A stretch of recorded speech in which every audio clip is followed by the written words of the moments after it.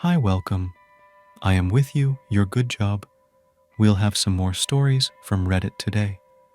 But before we begin, I would really appreciate it if you would subscribe to my channel, like the video if you liked it, and maybe leave a comment below.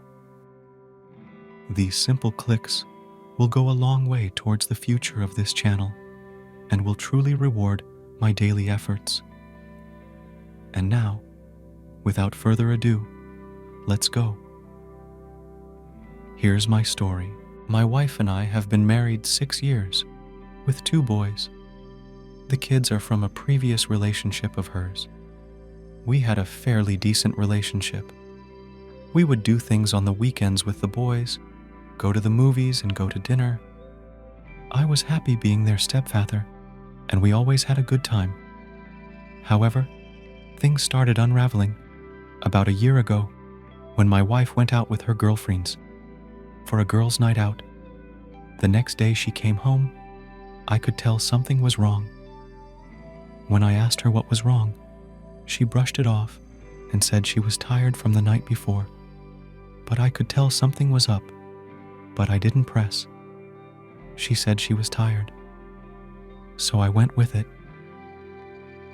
Over the next few days, I started noticing that she was on her phone quite a bit, even around dinner time. She was on her phone quite a bit, even around dinner time. I would ask, why is she texting a lot these days? And she would tell me that she was in a group chat, talking with her girlfriends about the girls' night out they had and planning another one. I didn't think much of it at the time. She was constantly texting her girlfriends. It was nothing new, but looking back now, I realized she was probably planning something with them that she didn't want me to know about. My wife works as a consultant for a big firm and would always come home stressed. So I didn't mind her having a night out with her girlfriends every so often, but now she is talking about another girls' night out. This will be the second girls' night out coming up in less than 3 weeks. The bad thing is, these women she hangs out with, 4 of them are all single. She is the only married one of the bunch, which in my opinion is not a good thing, because it means she is the only one with something to lose. The other women are footloose and fancy-free. I don't want my wife to be a cheater, but I also don't want to control her or tell her what she can and cannot do. So, her second girls' night out came and went. I told her the next day that she needed to be careful and make sure her single friends didn't cause her to fuck up her marriage. She looked at me funny, but didn't say anything. After work one day, I stopped by my parents' house and talked to them about my frustration with my wife participating in these frequent girls' night out parties.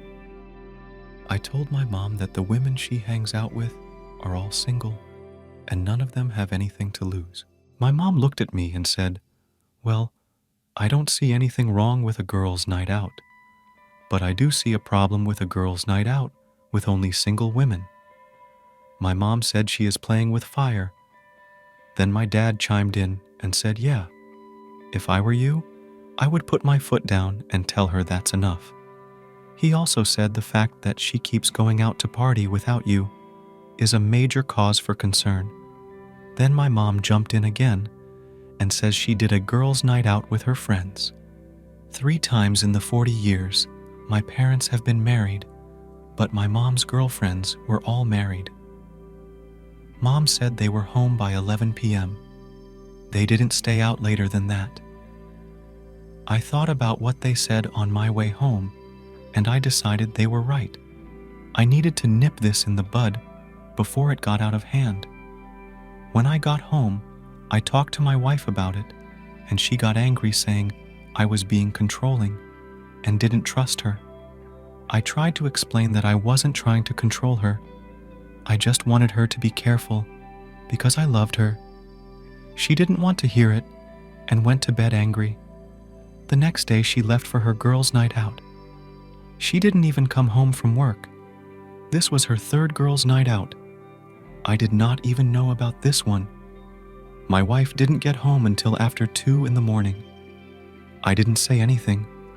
I just waited up for her. I pretended to be asleep when she entered the bedroom. I decided I needed to find out what was going on and why she wanted to leave her family and party with her girlfriends. On the way to work the next day, I called a friend of mine and asked him, did he still have the contact information for the private investigator he used for his company? A little backstory. My friend had an employee who was trying to get workman's comp for having an accident on the job. His employee was complaining after the accident that he couldn't come to work, so my friend promptly hired a private investigator. Turns out he wasn't injured at all. He was playing golf, played in a flag football league. Needless to say, he dropped the workman's comp claim. My friend gave me the number of the private investigator he used. He then asked me, was everything okay? I told him I wasn't sure, and I indicated that I think my wife is doing something she wasn't supposed to be doing. I said, she has been going out and doing these so-called girls' night out parties. My friend then asked me what made me think my wife was cheating. I told him about the 3 times she had gone out recently and stayed out until after midnight, coming home smelling of alcohol. I also told him that when I confronted her about it, she got angry and defensive. He then said to me, well, it sounds like you have enough. I called the private investigator and set up an appointment to meet him after work. I met the private investigator and he asked me what I wanted him to do.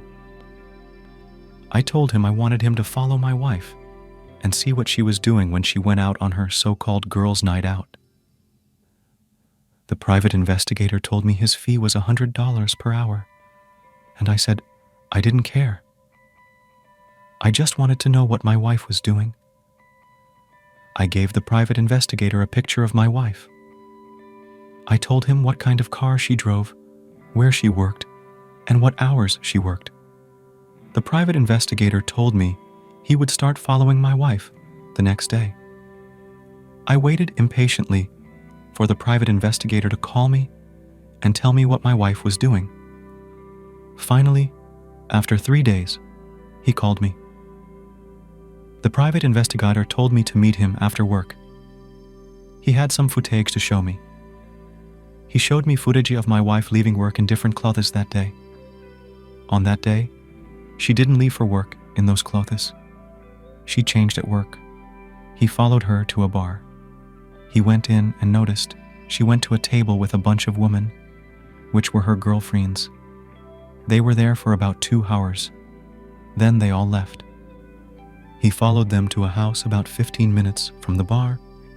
He noticed a guy answered the door, and they all went in. The private investigator was dressed in black. He tells me that at night, it helps him get closer for his surveillance.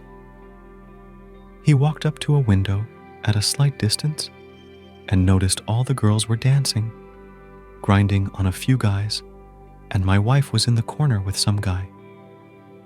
He was squeezing her butt and she was kissing him. After that, he looked at me and told me, I think you have enough to do what you need to do. He handed me this flash drive, and he told me he will keep a copy just as a precaution.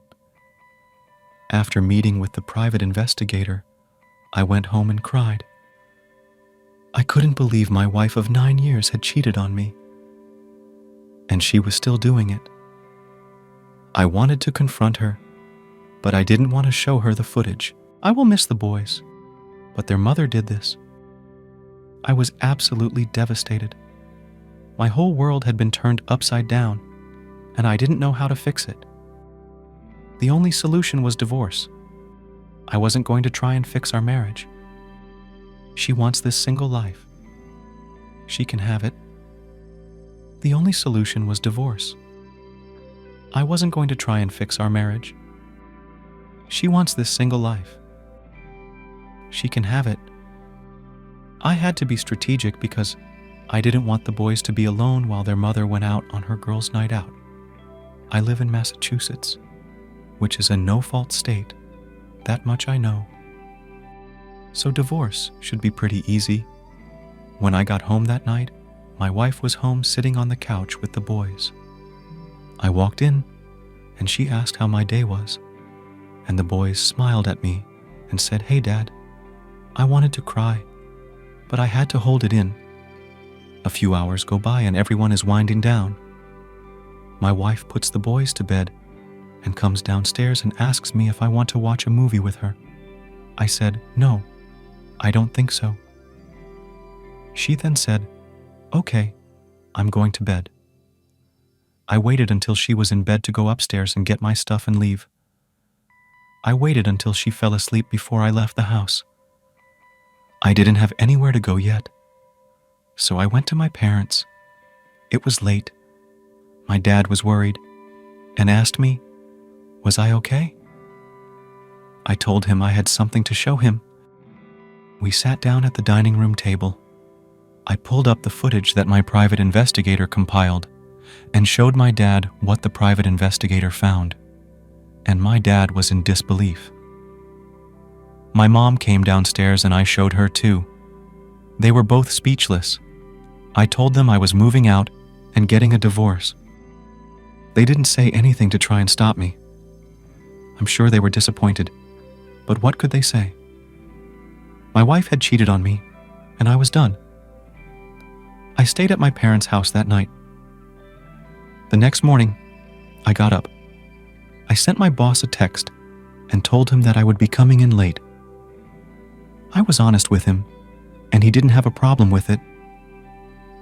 After talking to my boss, I noticed my wife had sent me hundreds of text messages, wondering where I was and why I left last night.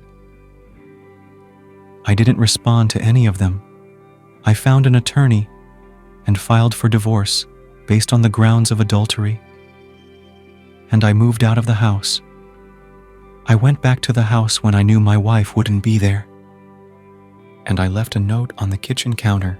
I told her that I had filed for divorce and that she could find me at my parents' house if she needed anything. After work, I drove to my parents' house and I saw my wife's car parked in the driveway. I went inside and I saw my wife sitting at the kitchen table crying. She asked me why I filed for divorce, and I slowly pulled out my phone and showed her the footage and told her that I did not deserve this. I didn't deserve the way you were treating me. We sat and talked for a while, and we both decided it would be best if we divorced. I told her I didn't want the house. We were renting it anyway, so she could have it. She makes enough money to pay for it. At the divorce hearing, it was amicable. The judge gave me 30 days to get the rest of my things. I didn't go after her for alimony. I made more than her, and I didn't have to pay child support. She was getting that from the kid's father already. We are both the same age, 33, and the boys are 7 and 8. It was heartbreaking because I loved those boys, like they were my own, and I was their father in every way. But biologically, my job offered me a position out of state. And I took it, changed my phone number. Only my parents and a few friends have my new number and started a new life. It's been almost a year now, and I'm doing well. I've started dating again, and I'm in a much better place emotionally. My friends have told me that my ex-wife was asking about me, and she even tried to reach out to me on social media, but I have no desire to speak to her or see her again. I'm glad I made the decision to move on with my life, and I hope you can do the same. If you're in a similar situation, thanks for reading. I have never shared anything about my life on these forums, but this was heartbreaking for me. I still struggle at times, but one day at a time is how I am dealing with it.